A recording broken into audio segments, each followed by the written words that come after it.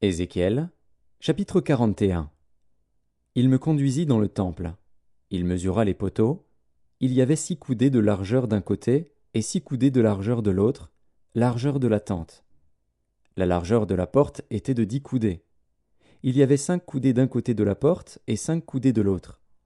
Il mesura la longueur du temple, 40 coudées, et la largeur, 20 coudées. Puis il entra dans l'intérieur. Il mesura les poteaux de la porte, 2 coudées, la porte, 6 coudées, et la largeur de la porte, 7 coudées. Il mesura une longueur de 20 coudées et une largeur de 20 coudées sur le devant du temple. Et il me dit, c'est ici le lieu très saint. Il mesura le mur de la maison, 6 coudées, et la largeur des chambres latérales tout autour de la maison, 4 coudées. Les chambres latérales étaient les unes à côté des autres, au nombre de 30, et il y avait 3 étages. Elles entraient dans un mur construit pour ces chambres tout autour de la maison. Elles y étaient appuyées sans entrer dans le mur même de la maison. Les chambres occupaient plus d'espace à mesure qu'elles s'élevaient, et l'on allait en tournant, car on montait autour de la maison par un escalier tournant. Il y avait ainsi plus d'espace dans le haut de la maison, et l'on montait de l'étage inférieur à l'étage supérieur par celui du milieu. Je considérais la hauteur autour de la maison. Les chambres latérales, à partir de leur fondement, avaient une canne pleine, 6 grandes coudées. Le mur extérieur des chambres latérales avait une épaisseur de 5 coudées. L'espace libre entre les chambres latérales de la maison et les chambres autour de la maison avait une largeur de 20 coudées tout autour. L'entrée des chambres latérales donnait sur l'espace libre une entrée au septentrion et une entrée au midi, et la largeur de l'espace libre était de 5 coudées tout autour.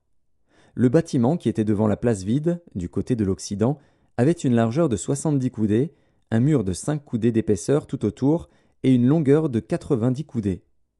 Il mesura la maison, qui avait 100 coudées de longueur. La place vide, le bâtiment et ses murs, avaient une longueur de 100 coudées. La largeur de la face de la maison et de la place vide, du côté de l'Orient, était de 100 coudées. Il mesura la longueur du bâtiment devant la place vide, sur le derrière, et ses galeries de chaque côté, il y avait 100 coudées. Le temple intérieur, les vestibules extérieurs, les seuils, les fenêtres grillées, les galeries du pourtour aux 3 étages, en face des seuils, étaient recouverts de bois tout autour.